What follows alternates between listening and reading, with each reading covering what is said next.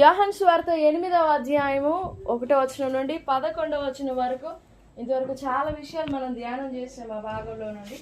ఈ రాత్రి మరొక ప్రాముఖ్యమైన విషయాన్ని, ఓ అద్భుతమైన విషయాన్ని ధ్యానం చేద్దాం. ఆ భాగం అనగానే మనకి పరిచయమైనదే. ఒక స్త్రీ కనపడుతుంది అక్కడ.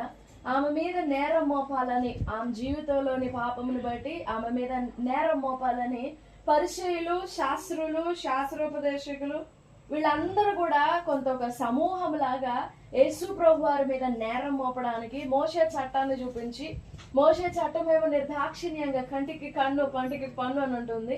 అలాగా పాపం చేసిన ప్రతి వ్యక్తి కూడా శిక్షను అనుభవించాలి, ఎవరు పాపం చేస్తే వాళ్లే శిక్ష అనుభవించాలి అని మోషే చట్టం చెప్తుంది. అయితే యేసు ప్రభు వారు ధర్మశాస్త్రాన్ని ఉల్లంఘించలేదు, చట్టాలను వ్యతిరేకించిన వ్యక్తి కాదు ఆయన. చట్టాలని సంపూర్ణంగా నెరవేర్చిన వ్యక్తి యేసు ప్రభు వారు. సో ఆ చట్టంలో, చట్టపు సమస్యలో ఆయన నిరికించాలని చెప్పేసి వారు ఆయన పట్టు వదలకు అడుగుతా ఉన్నారు. అప్పుడు యేసు ప్రభు వారు సమాజ మందిరంలో ఉన్నారు, దేవాలయంలో ఉన్నారు. ఆయన దగ్గరికి ఆ సమస్యను తీసుకొచ్చినప్పుడు, ఇదిగో ఫలానా పాపం విషయంలో ఇలాంటి ఘోరమైన కార్యం జరిగింది, ఈ పాపానికి చట్ట ప్రకారమైన ప్రతిఫలము ఈమె అనుభవించాలి, చట్ట ప్రకారంగా ఈమెకి తీర్పు తెచ్చబడాలి అని శాస్త్రులు యేసు ప్రభు వారి దగ్గరికి ఆమెను తీసుకొచ్చినప్పుడు యేసు ప్రభు వారు వ్యతిరేకంగా ఏం మాట్లాడలేదు, కానీ ఒక చిన్న మాట మాట్లాడారు. ఏం మాట్లాడారు? యేసు ప్రభు వారు ఏమన్నారు? మీలో పాపము లేనివాడు మొట్టమొదట ఆమె మీద రాయి వేయండి. ఆ మాటకి వారి హృదయాల్లో, ఇంతకుముందు చెప్పుకున్నాం కదా, ఎన్నో ఏండ్ల వరకు వాళ్ళలో ఉండిన చీకటి, భ్రమ, పాపము, అధికార దాహము, ఇలాంటి ఈ వ్యతిరేకమైన పాప సంబంధమైన, చీకటి సంబంధమైన తత్వాలన్నీ కూడా అన్ని సంవత్సరాల చీకటి యొక్క మాటతో బద్దలైపోయింది. సరే, ప్రభు ఆ మాట అనిన తర్వాత పెద్దవారు మొదలుకొని చిన్నవారి వరకు కూడా ఒకరు వెంబడి ఒకరు, ఎందుకంటే వారిలో ఎవరు లేరు పాపం లేనివారు, అందరిలో ఏదో ఒక పాపం కనపడుతూనే ఉంది. అందుకని చెప్పేసి వారి హృదయములలో గుర్చబడిన వారై ఒకరు వెంబడి ఒకరు మొత్తం బయటికి వెళ్ళిపోయారు. దేవాలయంలో నుండి బయటికి వెళ్ళిపోయారు. బయట వెళ్ళిపోయినప్పుడు ఇక్కడ లోపల ఇంకెవరెవరు ఉన్నారు?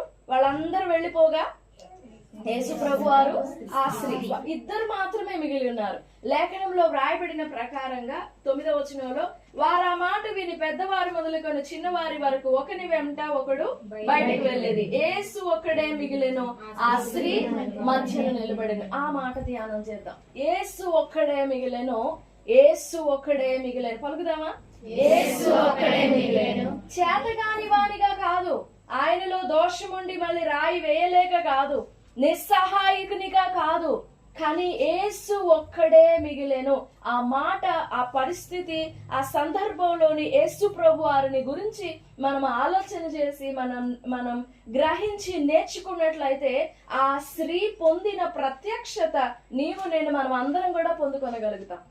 ఏంటి ఆమె పొందిన ప్రత్యక్షత అంటే, యేసు ఒక్కడే మిగిలేను, ఆ స్త్రీ మధ్య నిలబడి ఉండేను. కింద వ్రాయబడింది, ప్రభు అన్నారమ్మా వీళ్ళెవరు నీ మీద శిక్ష విధింపలేదా అని అంటే, లేదు ప్రభువా, పాపం లేని వాడు ఒక్కడు కూడా లేడు ఇక్కడ, అందరూ పాపముతో పట్టుబడిన వారే, నా మీద నేరం ఆరోపించడానికి వచ్చిన వాళ్ళు అందరిలో పాపం ఉండింది, వారిలో ఎవరు పాపం లేని వారు కనబడలేదు, అందుకే ఒకరి వెంబడి ఒకరు అందరూ వెళ్ళిపోయారు ప్రభువా, నేను ఒక్కదాన్నే మిగిలి ఉన్నాను, మీరు నిలబడి ఉన్నారు అని చెప్పింది ఆ స్త్రీ. నా మాటలు అర్థమవుతున్నాయండి? స్తోత్రం చెప్దామా? నేను ఒక్కదాన్నే మిగిలి ఉన్నాను అన్నప్పుడు ప్రభు ఒక మాట అన్నారు. 11వ వచనం, ఆమె లేదు ప్రభువా నేను. అందుకు యేసు, నేను నీకు శిక్ష విధింపను, నీవు వెళ్ళి ఇక పాపము చేయకుమని ఆమెతో చెప్పాను. ఈ భాగంలో శరీరధారి అయిన యేసు ప్రభు వారిని గురించిన పరిచయము, ప్రత్యక్షత ఆమె పొందింది. ఎలాగనంటే, ఆమెను ఆ పరిస్థితి నుండి, ఆ టైంలో ఆమెను తీసుకొచ్చినప్పుడు ఆమె గమనించింది ఎవరెవరు ఎంత రోషంగా ఉన్నారు, ధర్మశాస్త్రం నెరవేర్చాలి, చట్టాన్ని డిఫెండ్ చేయాలని చెప్పేసి ఎంత రోషం కలిగి ఉన్నారు, ఎంత ఆతృత, ఎంత ఆసక్తి, శ్రద్ధ వహించారో వాళ్ళ జీల్ ఆమె చూసింది.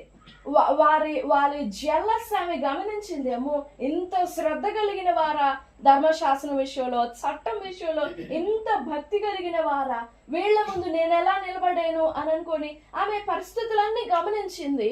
వాళ్ళందరూ ప్రభు దగ్గరికి వచ్చి నిలబడినప్పుడు ప్రభు మాట్లాడిన మాట, ఆయన నోట నుండి వచ్చిన మాట వారిని నిలువెల్లా కాల్చేసింది. వారు మారు మాట్లాడలేదు. ఎవరు వాళ్ళు? పరిసయ్యులు. ఇంకా ఎవరు వాళ్ళు? శాస్త్రులు. నోరెత్తి మాట్లాడారా వారు? మీలో పాపము లేనివాడు మొట్టమొదట ఆమె మీద రాయి వేయండి అంటే ఎవరు సాహసించి అడుగు ముందుకు వేయలా, నోరు తెరవలా, చేయెత్తలా. అప్పుడు ఆమె ఒక విషయాన్ని గమనిస్తా ఉంది. ఇదేంటి, ఈయన నోట నుండి వచ్చిన మాట ఇంతటి నిష్ఠ కలిగిన శాస్త్రులని కట్టిపడేసింది. ఇదేంటి, ఈయన నోట నుండి వచ్చిన మాటకి వీళ్ళందరూ సైలెంట్ అయిపోయి వెళ్ళిపోతున్నారేంటి? వారి కంటే గొప్పవాడా ఈయన? వారి కంటే శక్తివంతుడా ఈయన? మీలో పాపం లేనివాడు అని అనగలుగుతున్నాడు అని అంటే ఆయనలో పాపము లేదు. ఈయన ఎవరు అసలు? అప్పుడు ప్రభువా అని పిలుస్తుంది ఆయనను. ప్రభువా. మరి ఇంతకు ముందు ప్రభుని గురించి వినిందో లేదో తెలీదు, కానీ ఈ పర్టికులర్ మొమెంట్ లో ఆమె సార్, మాస్టర్, రబ్బూని అంటుంది. రబ్బూని అని సాధారణంగా ఎవరిని పిలవరు. రబ్బూని, రబునాయ్, రబ్బూని అని పిలుస్తుంది. ప్రభువా, వాళ్ళెవ్వరు నా మీద శిక్ష విధింపలేదయ్యా, నేను ఒక్కదాన్నే మిగిలిపోయాను, మీరు ఒక్కళ్ళే ఉన్నారు. అప్పుడు ప్రభు అన్నారమ్మా, నేను నీకు శిక్ష విధింపను. వాళ్ళు పాపం ఉంది కాబట్టి నీ మీద శిక్ష విధింపలేదు. నేను నీ మీద శిక్ష విధింపని కారణం ఏంటంటే నా శరీరములో నీ దోషాన్ని భరించడానికి నేను శరీరమును దాల్చుకొని వచ్చిన నీ కొరకు ప్రాణం పెట్టే ప్రభుడను, నీ స్థానాన్ని తీసుకునేవాడను, నీ ప్లేస్ తీసుకునేవాడను. నీ శరీరమందు నీవు చేసిన పాపము కొరకు నువ్వు ఎలా శిక్ష అనుభవించాలో నీవు చేసిన పాపము నిమిత్తమై నేను శిక్ష అనుభవిస్తాను. అందుకే నేను ఇక్కడ నిల్చొని ఉన్నాను, నేను ఒక్కడనే మిగిలిపోయినాను. అందుకే ఆ మాట మాట్లాడి, అమ్మా నేను కూడా నీకు శిక్ష విధించను, నీవు వెళ్ళి ఇక పాపము చేయకము, ఇక మీదట నువ్వు పాపం చేయొద్దు. ఈ క్షణం వరకు నీకుడిన హిస్టరీ అంతా, బ్రౌజ్ హిస్టరీ మొత్తం డిలీట్ అయిపోయింది. పర్మనెంట్ డిలీట్ అయిపోయిందా? నాకు షూరిటీ ఏంటి? నాకు కన్ఫర్మేషన్ ఏంటి? నా దోషం కడుగబడినది, ఇక మీదట నేను పాపం చేయకుండా బ్రతకగలను అనడానికి నాకు గ్యారంటీ ఏంటి అని ఆమె అడగల. ఎందుకంటే ప్రభువును చూస్తున్నప్పుడే ఆమె హృదయం వెలిగించబడింది. ఆయన పాపములు క్షమించుటకు, పాపమును ఎత్తి చూపి ఖండించే అధికారము గలవాడని అర్థమైంది ఆమెకి, ఆ స్త్రీకి. ఆమె చూస్తున్న ప్రభులో శరీరమును దాల్చుకొనిన మెస్సయ్య, శరీరమును దాల్చుకొని వచ్చిన రక్షకుడిని చూడగలిగింది. అందుకే నమ్మి వెళ్ళిపోయింది. ఆయన నీ మాట చెల్లుతుందని నమ్మకం ఏంటి? నువ్వు కూడా వాళ్ళలాగా ఏదో ఒక మాట మాట్లాడేస్తున్నావులే, నమ్మకం ఏంటి? నువ్వు పాపం చేయొద్దు, ఇక పాపం చేయొద్దమ్మా అని అంటే ఆమె ఎలా నమ్మగలదు ప్రభు మాటని? నువ్వు చేసిన పాపానికి ఇలాంటి శిక్ష ఉంది అని కదా ఆమెను లాక్కొని వచ్చారు, ఆమెను ఈడ్చుకొని వచ్చారు, బలవంతంగా తీసుకొని వచ్చారు ఆమెని. ఇప్పుడు ప్రభు ఏమో నేను నీ మీద శిక్ష విధింపను, నువ్వు వెళ్ళి పాపం చేయొద్దు అంటున్నారు. ఎలా నమ్మాలి? ఎవరి మాట నమ్మాలి? ఎందుకు నమ్మాలి? అక్కడ ఆ స్త్రీ, ఆమె పేరు రాయబడలేదు, ఏదో ఉద్దేశపూర్వకంగానే రాయబడలేదు ఆమె పేరు, కానీ ఆమె జీవితం మన ఎదుట కనపడుతుంది. ఆమె పొందిన ప్రత్యక్షత కూడా మనకి కనపడుతుంది. ఏంటి ఆ ప్రత్యక్షత అంటే, శరీరమును దాల్చుకొని వచ్చిన రక్షకుణ్ణి, అదే పాపమును క్షమించి వాడిని, మరో మాటలో చెప్పాలంటే పాపం, సర్వలోక మానవాళి పాపమును తన శరీరమందు దాల్చుకునే వాణిని కళ్ళారా చూసింది. అదే ఆమెకి గ్యారంటీ, అదే ఆమెకి surety. Praise the lord.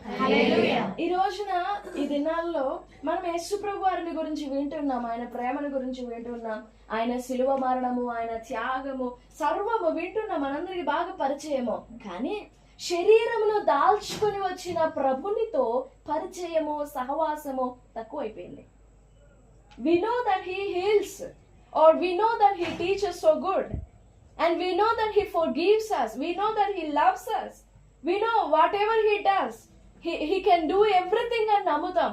We know all his might. ఆయన శక్తి అంతా తెలుసు మనకి, ఆయన ప్రభావం అంతా తెలుసు మనకి. యేసు ప్రభు ఎవరు అని అంటే చెప్తామా? సింపుల్ గా చెప్పేస్తాం, జీసస్ లవ్స్. ఈ రాత్రికాల సమయంలో ఈ మాటలు వింటున్న దేవుని బిడ్డలారా, శరీరమును దాల్చుకొని వచ్చిన ఆయనతో పరిచయం, సహవాసం, ఆయనను చూచే ప్రత్యక్షత.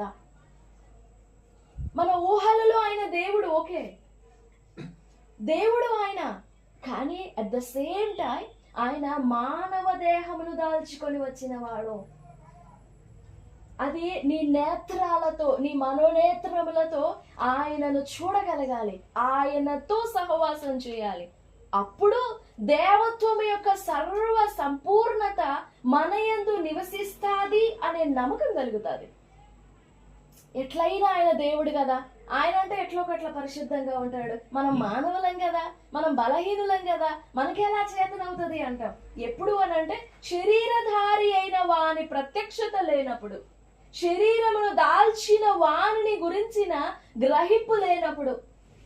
వింటాం, యేసు ప్రభు శరీరం దాల్చుకొని వచ్చాడు భూమి మీదకి.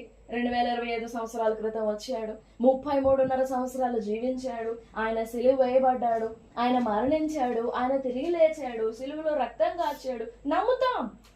Yes, that's all right, we have to believe all of that.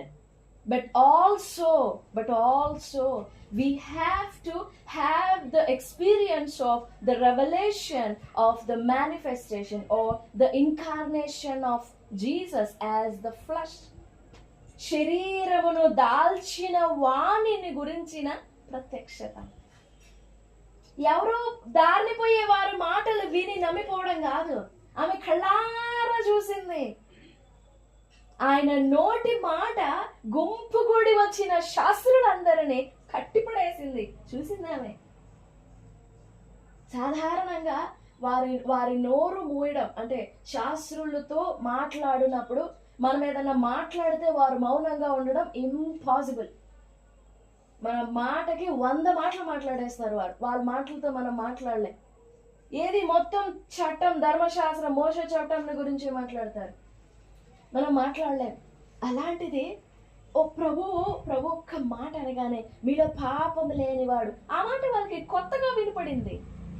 ఆ మాట అప్పటి వరకు వారి జీవితాల్లో చేసిన భక్తి, నిష్ఠ, మర్యాద, వాళ్ళ నిష్ఠలు అన్నిటినీ కూడా బ్రేక్ డౌన్ చేసేసింది. ఎవ్రీథింగ్ బికేమ్ ఎ లై.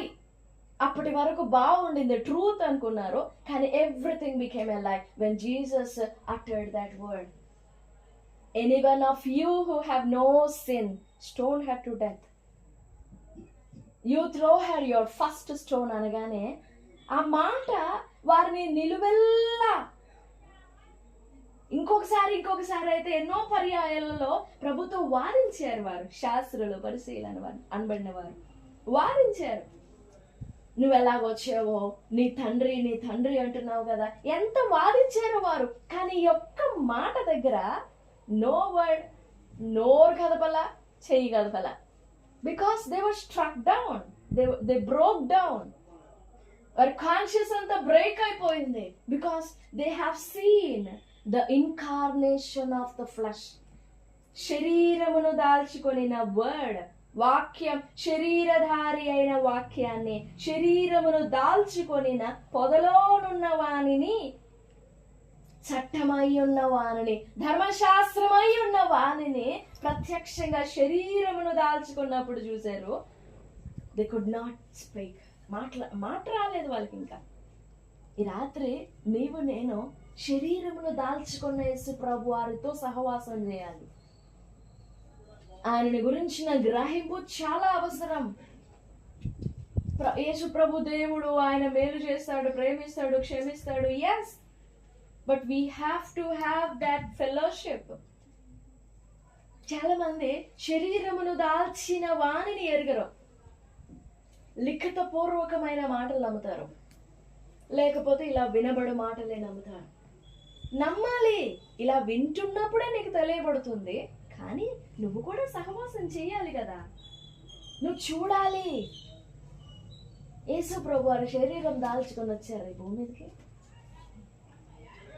తెలిసిన పరిచయంతో, అంటే అలవాటుగా చెప్పొద్దు, వచ్చారా? మీ ఆంతర్యంలో నమ్ముతున్నారా? వచ్చాడు ఆయన.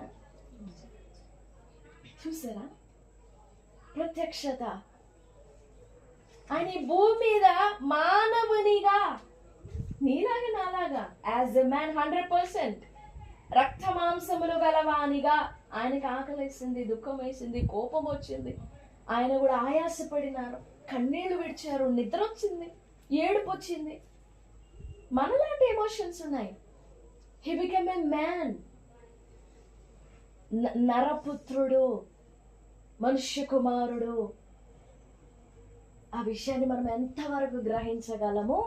ఆయన మనుష్య కుమారునిగా వచ్చాడు, ఆయన నర రూపము దాల్చుకొని వచ్చాడు, మానవ రూపము, దాసుని పోలిక, మానవ దేహం దాల్చుకొని వచ్చాడు, ఆయన మానవునిగా జీవించాడు అని ఎంతైతే గ్రహిస్తామో, మనము కూడా పరిశుద్ధులం అవ్వడానికి, అంటే దేవత్వం యొక్క సర్వ సంపూర్ణత ధరించుకోవడానికి, మనం కప్పుకోవడానికి, అనుభవించడానికి మనకి కూడా వీలు పడుతుంది అని నమ్ముతాం. లేకపోతే ఆయన అంటే దేవుడు అండి, మాకు ఎలాగ వీలవుతుంది? మనం నరమాత్రులం కదా, మనం మట్టి వాళ్ళం కదా, ఒట్టి వాళ్ళం కదా, మనకి చేత కాదు అంట. కానీ వన్స్ నువ్వు ఆ ప్రత్యక్షత చూస్తే, మనుష్య కుమారునిగా, శరీరమును దాల్చిన వానిగా నువ్వు ఎరిగితే ఆ మాట మాట్లాడవు. ఎందుకంటే ఆయన తన శరీరమందు సమస్త పాపం భరించాడు. ఆయన నిశ్చయముగా మన రోగములను భరించాడు అనే మాట ఎంత అద్భుతమైన మాట తెలుసా? ప్రాణములో, రక్తములో, శరీరములో, it mixed with his body, with his flesh. శరీరమందు.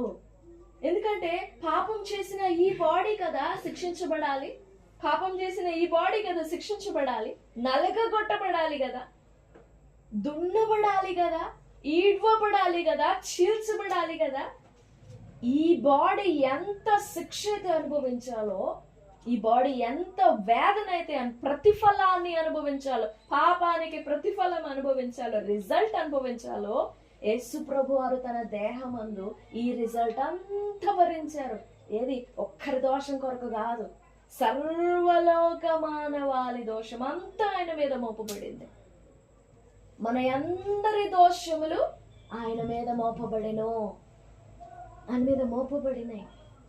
అలాగున నీ కొరకు సిలువ వేయబడిన వానిని నువ్వు నేను చూడగలుగుతున్నామా? దేవుడు కాబట్టి ఎంత బాధైనా భరించేస్తాడు అని అంటారు. మనలో చాలా మందికి అలాంటి ఆలోచనే ఉంటది, దేవుడు కాబట్టి భరించుంటాడు. ఆయనకి దాహమైంది సిలువ మీద ఉన్నప్పుడు, నేను దప్పికొంచున్నాను అని అన్నారు. విలవిల్లాడిపోయినారు ఆయన. బిట్రేయల్, మోసగింపబడడం, నమ్మిన శిష్యుడు వచ్చేసి ముద్దు పెట్టేసి శత్రువులకు అప్పగించడం, ఆయన కూడా మోసగింపబడడం, ఆ బిట్రేయల్ ఆయన కూడా, ఆ ఎమోషన్ ఆయన కూడా పరిచయమే.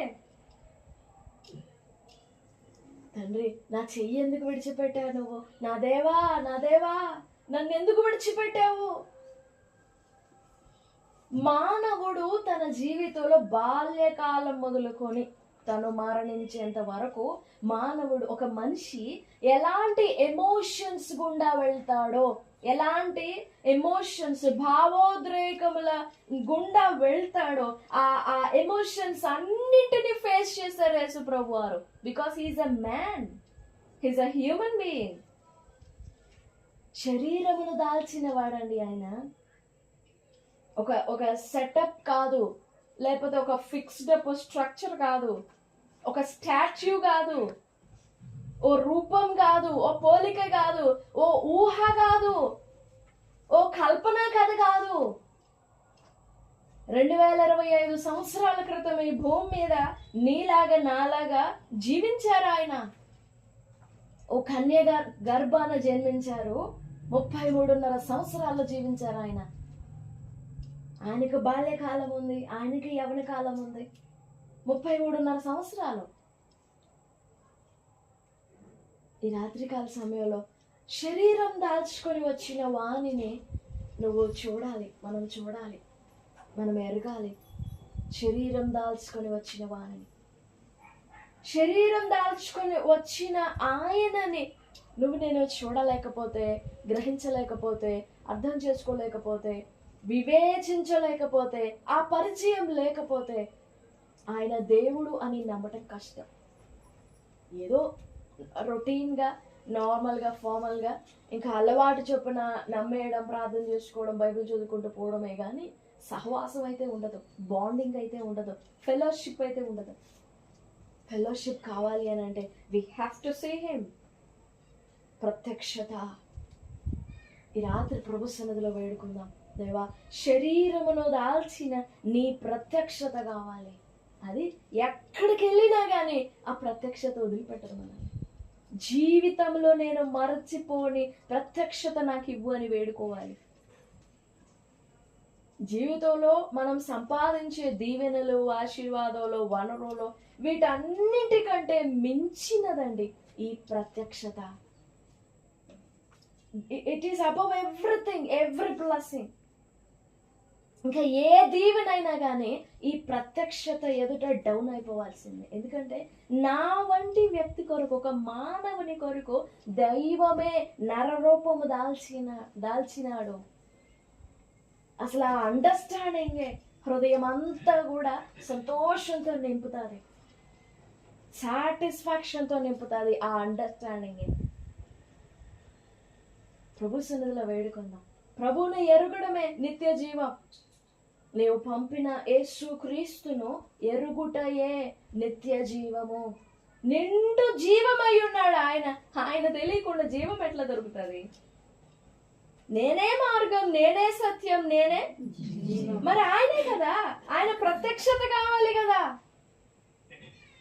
జీవితంలో step by step, level above level మనం పెరుగుచూ పోచుండొచ్చేమో కానీ ఈ ప్రత్యక్షత లేకపోతే we are zero. We do not know God. మనకి దేవుడు తెలీదు, మనం దేవుని తెలుసుకోలేదు. భూమి మీద ఉన్న, ప్రపంచంలో ఉన్న ప్రతి వ్యక్తికి తెలుసు what is Christianity and who is Jesus. వాళ్ళల్లో ఒకరం మనం, అంతే.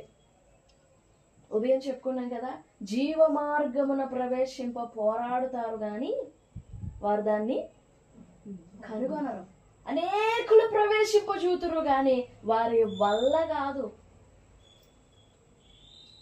నాశనానికి పోవు మార్గం విశాలంగా ఉంటది, కానీ జీవానికి పోవు మార్గము సంకుచితం, ఇరుకు. దాన్ని కనుగొని ఫైండ్ అవుట్ చేసే వాళ్ళే కొందరు, ఇంకా లోపలికి పోయేవారు. ప్రభు అన్నారు కదా, నా జీవాన్ని అది సమృద్ధిగా ఇవ్వడానికి నేను వచ్చాను ఈ భూమి మీదకి. నా సర్వం, నా నిలువెల్ల ప్రాణార్పణంగా అర్పించడానికి వచ్చాను నీ భూమి మీదకి. మరి ఇరుకెందుకు? ఎందుకని ఇరికించుకొని మనం తగ్గించుకొని, మనం బెండ్ అయిపోయి, మనం తగ్గిపోయి ఎందుకని ఆ జీవ మార్గాన్ని సంపాదించుకోము? మన ఆలోచన చదువుల విషయంలో కానీ, జాబ్స్ విషయంలో కానీ, ఇంకా నెక్స్ట్ లెవెల్స్ ఉంటాయి కదా, వాటన్నిటి విషయంలో ఎంత తాపత్రయపడతాం. ఏజ్ అడ్డొస్తుంది, టైం అడ్డొస్తుంది, టైం అయిపోతుంది అంటాం. మరి దీని విషయంలో ఇది ఉంటే ఏం, లేకపోతే ఏం. ముందు జీవితంలో సెటిల్ అవ్వాలి.